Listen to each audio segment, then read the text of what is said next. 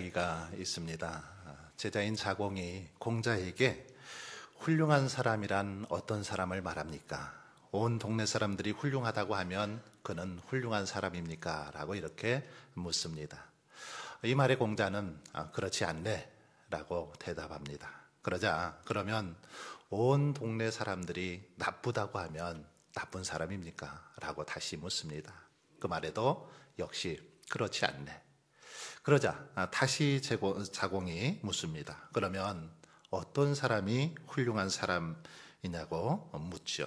그때에 공자는 이렇게 대답합니다. 훌륭한 사람이 그를 훌륭하다 하면 훌륭한 사람이고, 나쁜 사람들이 그를 나쁘다고 하면 그 사람은 좋은 사람이다. 이렇게 대답을 했습니다. 여러분, 무슨 말입니까? 이 말이 무슨 뜻일까요? 이 말은 누가 그를 인정하느냐가 중요하다라는 그런 말입니다. 그렇습니다. 스스로 이 자기를 옳다고 인정하거나 또는 많은 사람이 옳다고 인정한다 할지라도 꼭 옳은 사람은 아닙니다. 우리 그리스도인들은 특별히 하나님이 옳다고 인정해야만 옳은 사람들입니다. 여러분, 사람은 누구나 인정받고 싶어 하죠. 인정받기 싫은 사람 단 한 사람도 없을 것입니다. 사람들은 누군가로부터 이렇게 인정을 받을 때 이렇게 뿌듯하죠.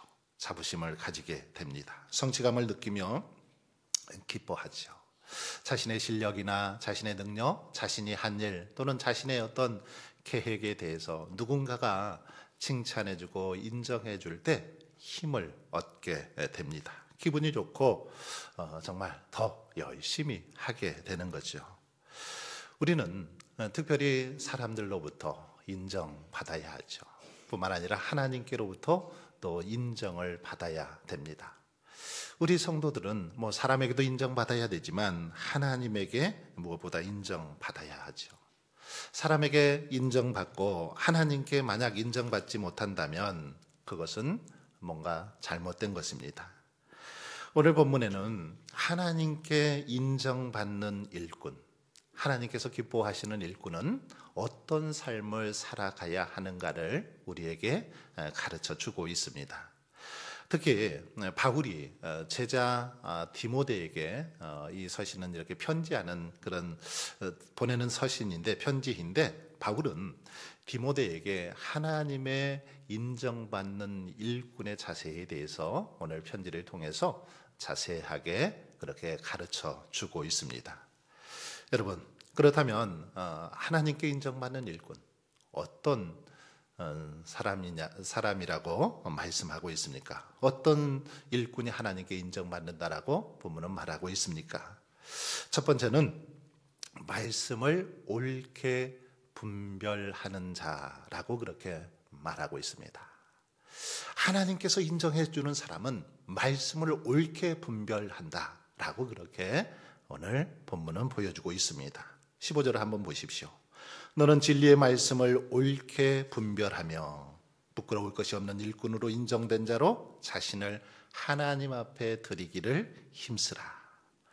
진리의 말씀을 옳게 분별하는 것, 이것이 하나님 앞에 인정받는 일꾼의 첫 번째 자세라는 것입니다.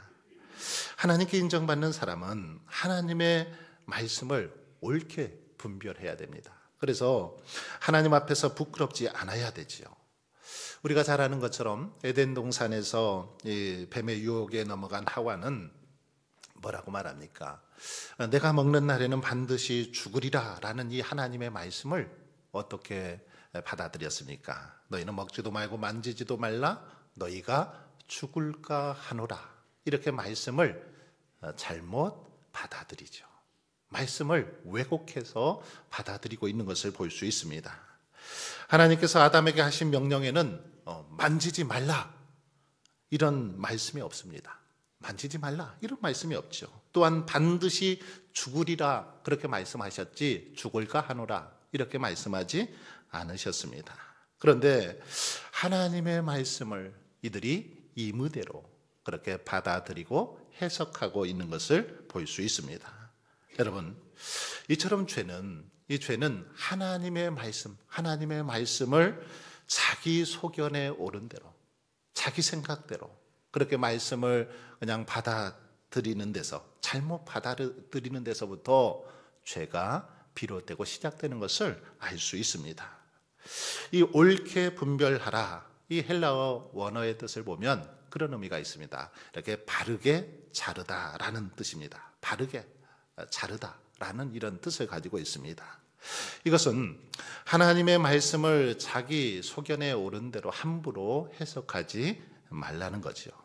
본래의 뜻과 의도대로 해석하여 바르게 받아들이라라는 그런 말입니다. 즉 한마디로 하나님의 말씀을 바로 해석하라. 그런데 하나님의 말씀을 잘못 해석하기 때문에 많은 문제들이 발생하는 것입니다. 그리고 부끄러울 것이 없는 일꾼으로 인정받는 자가 되어야 된다. 이 말은 하나님께서 보시기에 부끄럽지 않아야 된다라는 그런 뜻이죠. 그러므로 하나님의 일꾼은 하나님의 말씀을 바로 해석하고 전하며 또 그 말씀대로 살아서 하나님 보시기에 부끄러움이 없는 그런 모습으로 살아가는 것, 이것이 하나님께 인정받는 일꾼의 모습임을 알 수 있습니다. 여러분, 그렇습니다. 우리는 이 말씀을 해석하는 것, 이것 굉장히 중요합니다만은 또 이보다 더 어려운 것은 그 말씀을 지키고 또 그 말씀을 따라 살아가는 거죠. 그러기에 저와 여러분은 말씀을 지키기에 힘써서 무엇보다 하나님 보시기에 정말 부끄럽지 않은 모습으로 서갈 수 있기를 바랍니다. 바로 이것이 하나님께서 인정하시는 일꾼의 모습입니다. 두 번째로 하나님께 인정받는 일꾼은 망령되고 헛된 말을 버려야 된다라고 그렇게 가르치고 있습니다. 망령되고 헛된 말, 우리의 입술에서 이 말 함부로 하지 말고 헛된 말 하지 말아야 될 것을 가르쳐주고 있습니다. 16절에 보십시오. 망령되고 헛된 말을 버리라. 그들은 경건하지 아니함에 점점 나아가나니.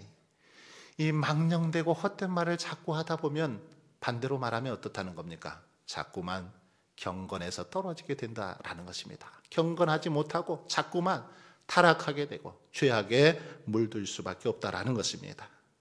여기서 망령되고 헛된 말이란 먼저는 진리에서 떠난 말을 뜻합니다. 진리의 이 말씀, 하나님의 진리의 말씀에서 떠난 것을 말하죠. 당시 초대교회 안에는 영주주의 이단이 들어와서 교회를 어지럽혔습니다. 이 영주주의자들은 영적인 것은 선하고 물질적인 것은 악하다라는 것을 주장하면서 예수 그리스도의 신성은 인정했지만 예수님의 인성은 부정했습니다. 부인했습니다. 그래서 예수님의 부활도 영적인 부활은 인정을 했지만 육체적인 부활은 믿지 않았습니다. 부인했습니다. 영적인 것과 육적인 것을 지나치게 분리하고 육적인 것을 무시하여 오히려 타락과 쾌락을 부추기는 그런 현상을 이 영주주의자들이 가져왔던 걸 볼 수 있습니다. 17절에는 이 같은 영주주의자들의 말이 악성 종양처럼 퍼져나갔다라고 말하면서 후메네오와 빌레도라고 두 사람의 이름까지 구체적으로 이렇게 언급하고 있습니다. 그만큼 영주주의자들의 영향력이 당시 교회를 아주 크게 흔들었던 것이죠. 교회를 크게 흔들고 어지럽히고 있었다라는 뜻입니다. 여기서 빌레도라는 이름은 신약 성경에서 본문 외에는 다른 곳에는 언급되어 있지 않습니다. 그렇기 때문에 이 빌레도가 누구인지 정확하게 이렇게 알 수 없습니다. 하지만 이 후메네오는 디모데전서 1장 20절에서도 언급되었는데 여기 보면 알렉산더와 더불어서 사단에게 내어준 바 된 자다라고 그렇게 기록을 하고 있습니다. 알렉산더와 더불어서 사단에게 내어준 그런 사람이었다라는 거죠. 곧 그는 이전에 이미 교회로부터 출교당한 전력을 가진 자였습니다. 그는 아마 교회로부터 공식적으로 출교당한 후에도 여전히 이 에베소 교회를 전복하기 위한 노력을 멈추지 않았습니다. 그런 까닭에 여기서 다시 한번 이렇게 언급하고 있는 것으로 보입니다. 여러분, 그렇다면 후메네오와 빌레도 같은 자들이 주장하던 이단적 사설의 이 주된 내용이 무엇입니까? 그들이 주장했던, 후메네오와 빌레도가 주장했던 그 잘못된 주장이 뭡니까? 이들이 주장했던 핵심은 부활이 이미 지나갔다라는 그런 주장이었습니다. 그들은 이 바울이 전했던 복음, 곧 죽은 자 가운데서 다시 사신 예수 그리스도를 전하기는커녕 그리스도의 부활과 관련해서 성도들의 부활이 이미 지나갔다 이렇게 주장을 했습니다. 그리스도의 부활은 이미 발생했죠. 그런 의미에서 지나가 버린 것이 분명합니다. 이들에게 지금 복음을 전할 때는 주님이 이미 부활하셨으니까 지나가 버린 겁니다. 하지만 성도들의 부활은 아직 남아있죠. 성도의 부활은 마지막 날 몸의 부활을 통해 궁극적으로 완성되기 때문입니다. 그런 의미에서 부활은 이미 지나간 것이 아니라 아직 다가오지 않았다라고 그렇게 말할 수 있습니다. 몸의 부활은 여전히 미래의 영역에 자리하고 있는 것이죠. 그럼에도 불구하고 이 거짓 교사들은 그런 부활이 이미 지나가 버렸다라고 그렇게 가르쳤다는 것입니다. 지나가 버렸다라고 이렇게 가르쳤는데 그런 가르침은 믿음이 약한 자들의 신앙을 무너뜨리게 되었죠. 믿음이 연약한 자들의 그 신앙을 이들이 흔들어 놓았다라는 것입니다. 다시 한번 17절을 보세요. 그들의 말은 악성 종양이 퍼져간과 같은데 라고 이렇게 말하고 있습니다. 이것은 거짓 교훈이 가지고 있는 아주 파괴적인 그런 어떤 성향의 특징을 이렇게 잘 묘사하고 있습니다. 즉 거짓 교인은 악성 종양이 퍼져가는 것과 같이 아주 흡사한 그런 성격을 가졌다라는 거죠. 여러분, 악성 종양을 보셨습니까? 이 악성 종양, 이것을 공동 번역 성경에서는 이렇게 표현하고 있습니다. 암이라고 표현을 하고 있습니다. 공동 번역 성경에서는 사람의 이 몸에 암세포가 이렇게 발견되면 그 종류에 따라서는 도저히 치료가 어려운 경우들도 있죠. 또 암을 치료하기 위해서는 초기에 이렇게 진단을 해야 되는데 좀 늦어지면 어떻습니까? 어려움을 많이 겪는 것을 볼 수 있습니다. 암세포는 이 잠복기가 있기 때문에 또 발견도 쉽게 되지 않는 그런 특징을 가지고 있죠. 일단 이 몸에 좀 이상이 이렇게 느껴질 때는 많이 침전이 된 그런 상태입니다. 그리고 이런 암이 갖는 가장 큰 특징은 신체의 어떤 부위에서도 이 암이 이렇게 자리를 잡으면 쉽게 또 번져 가더라는 거죠. 파급 속도가 빠르다는 것입니다. 손 쓸 새도 없이 암세포가 번져서 고귀한 생명을 앗아가는 경우들이 많이 있습니다. 천하보다 귀한 생명이 정말 작은 이 암세포 하나 때문에 결국 이렇게 죽음에 이르게 되는 경우들이 많이 있습니다. 여러분, 이렇게 파괴적이고 감염성이 강한 것이 바로 그런데 거짓 교훈이다라고 말하고 있습니다. 암처럼 이렇게 아주 강한 전염성을 가지고 있는 것. 그래서 교회 안에 성도들 안에 이런 그 말들이 퍼져나갈 때 이것을 통해서 많은 사람들이 어려움을 겪게 되더라는 것입니다. 거짓 교훈은 마치 암과 같아서 매우 빠르게 번지고 그 교훈에 빠진 자들을 영적으로 그렇게 죽게 만듭니다. 때문에 이 교훈을 접하고 이에 대해서 관심을 갖는 거 결코 사소한 문제가 아니죠. 거짓 교훈에 몰드는 것은 쉽게 고칠 수 있는 병이 아니라 어쩌면 난치병에 걸린 것과 같은 것입니다.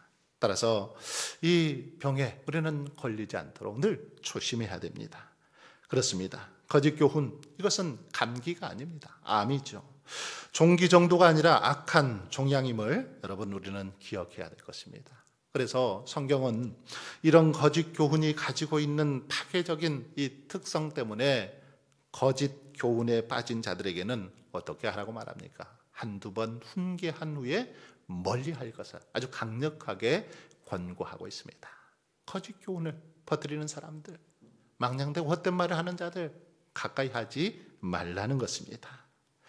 또한 망령되고 헛된 말은 진리인 하나님의 말씀을 따라 말하지 않고 자기 소견에 옳은 대로 그렇게 말하는 경우들이 많이 있습니다.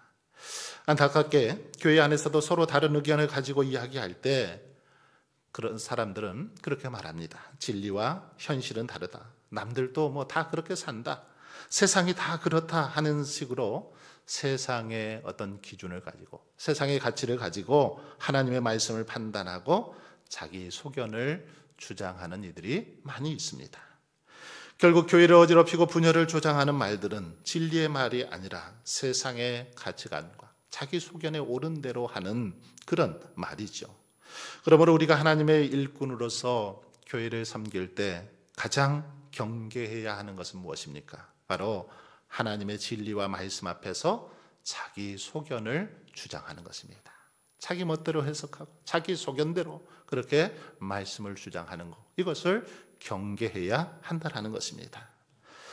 사도행전 3장에 보면 베드로와 요한이 성전 미문에서 태어날 때부터 걷지 못했던 38년 된 안진뱅이를 일으킨 그 기적 사건이 나오죠. 사람들이 기적을 보고 놀라서 두 사람을 주목하자 베드로는 그들을 향해서 이렇게 말합니다. 우리 개인의 권능과 경건으로 이 사람을 걷게 한 것처럼 왜 우리를 주목하느냐? 왜 우리를 주목하냐? 그러면서 예수로 말미암아 난 믿음이 너희 모든 사람 앞에서 이같이 완전히 낫게 했느니라. 믿음 때문이지 우리가 능력이 있어서 그런 것이 아니다 라는 그런 말이죠. 이처럼 어떤 기사와 표적이 일어나도 초대교회의 사도들, 초대교회 성도들은 자신의 어떤 이름이나 이 생각을 드러내지 않고 오직 진리이신 예수 그리스도만을 드러내고 높였던 것을 우리는 볼 수 있습니다. 오직 하나님의 영광만을 이렇게 드러내죠. 하나님의 영광만을 위해서 성령의 권능을 또 사용하기도 했던 것을 볼 수 있습니다. 여러분, 초대교회 사도들이 보여준 이 원칙에서 우리는 벗어나는 순간 우리는 하나님의 영광을 가로채고 진리인 하나님의 말씀을 나의 그 사사로운 이익을 위해서 이용하는 자가 되고 말 것입니다. 그러기에 우리는 하나님의 말씀을 가르치거나 들을 때에 하나님의 말씀을 절대로 자기 마음대로 또는 아전인수격으로 그렇게 해석해서는 안 됩니다. 이것들을 삼가야 된다는 거죠. 망령되고 헛된 말, 이것들을 버릴 때 하나님 앞에 인정받을 수 있기 때문입니다. 끝으로 하나님께 인정받는 일꾼은 깨끗한 그릇이 되어야 합니다. 큰 집에는 금그릇, 은그릇, 나무그릇, 질그릇, 또 귀히 쓰는 그릇도 있고 천히 쓰는 그릇도 있습니다. 그릇은 각각 그 쓰임새가 있죠. 하지만 아무리 귀한 금그릇이라 할지라도 은그릇이라 할지라도 더러우면 쓸 수 없습니다. 이처럼 하나님께 쓰임 받는 그릇이 되려면 우리가 어떤 그릇이든지 먼저 중요한 것은 깨끗해야만 된다라는 것이죠. 솔로몬이 왕위에 오르고 1000번제를 마친 날 기브온 산당에 찾아오신 하나님께서 솔로몬에게 복을 주시죠. 정말 전무후무한 그런 하나님의 지혜를 허락해 주시지 않습니까? 그 후에 솔로몬이 이제 성전과 왕궁을 짓고 자신이 계획한 대부분의 일을 마친 어느 날 하나님께서 다시 솔로몬을 찾아오십니다. 그리고 이번에는 이제 복을 주셨는데, 하지만 이 모든 것을 다 이룬 후에 찾아오신 하나님은 복의 말씀보다는 경고와 어떤 충고의 말씀을 솔로몬에게 하고 있는 것을 볼 수 있습니다. 하나님이 뭐라고 말씀하십니까? 만약 너와 내 백성, 내 자손이 내 말을 새겨 듣지 않고 말씀을 지켜 행하지 않으며 나를 떠나 우상을 섬기면 제 아무리 아름다운 성전일지라도 내 마음과 내 눈길을 더 이상 그곳에 두지 않겠고 그 성전을 버리겠다라는 그런 말씀이었습니다. 그리고 하나님께서 이스라엘에게 준 가나안 땅에서 그들을 쫓아내버리겠다고 하시죠. 모든 것을 이루었다고 할 수 있는 솔로몬이 교만해져서 하나님을 떠나고 또 범죄할 것을 걱정하셔서 죄의 결과를 이렇게 말씀하시면서 경고하신 것입니다. 만약에 범죄하면, 너의 마음이 더럽혀져서 하나님을 멀리하면 이런 정말 심판을 받게 될 것이다 라는 경고의 말씀을 하셨다라는 것입니다. 그런데 이 경고는 솔로몬이 죽은 후 그의 아들 르호보암 시대에 그만 그대로 이루어지고 맙니다. 불행하게도 이루어지고 말죠. 애굽 왕 시삭이 쳐들어와서 예루살렘 성전의 많은 금과 보물들을 모두 그렇게 도적질해 갑니다. 그리고 나라는 두동강이 나고 마는 것을 볼 수 있습니다. 여러분, 이스라엘이 오늘날에도 꿈꾸는 시온의 영광은 다윗 왕국과 솔로몬 왕국 같은 나라의 회복입니다. 솔로몬 왕국의 영광은 영원할 것 같았습니다. 하지만 제 아무리 크고 화려하고 대단해 보여도 하나님을 떠나 더러워진 그릇, 하나님을 멀리한 그 더러워진 그릇은 하나님께서 쓰시지 않더라는 것입니다. 결국 하나님께 버림받게 되었던 것을 우리는 역사를 통해서 잘 알고 있습니다. 여러분, 그리스도인들은 우리 안에 이 그리스도를 모신 사람들이죠. 그리스도를 모신 하나님의 성전이 바로 저와 여러분들입니다. 하나님께서는 성전인 우리에게 마음을 두시고 눈길을 두십니다. 하지만 우리가 하나님의 말씀을 행하지 않고 자기 소견에 옳은 대로 좋은 대로 살아가며 정말 깨끗하지 못하면 하나님께서는 그 그릇에 우리의 하나님의 마음과 눈길을 두지 않습니다. 여러분, 하나님의 마음과 눈길이 떠난 성전 한번 생각해 보십시오. 아무리 화려하고 값비싼 것으로 장식되어 있어도 아무런 이제 쓸모없는 성전이 되고 맙니다. 하나님의 시선이 머물지 않은 성전, 하나님이 함께 하시지 않는 성전은 아무리 크고 화려한들 소용이 없습니다. 그러므로 우리 그리스도인들은 항상 하나님의 진리의 말씀에 우리 자신을 비춰보고 하나님의 성전인 우리 자신이 하나님 보시기에 얼마나 정직하고 깨끗한지 늘 돌아보아야 합니다. 깨끗하지 않은 일꾼은 하나님께서 사용하실 수 없는 그런 그릇이기 때문입니다.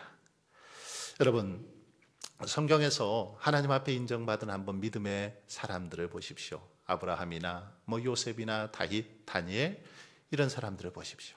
하나님 앞에서 그들은 언제나 신실했습니다.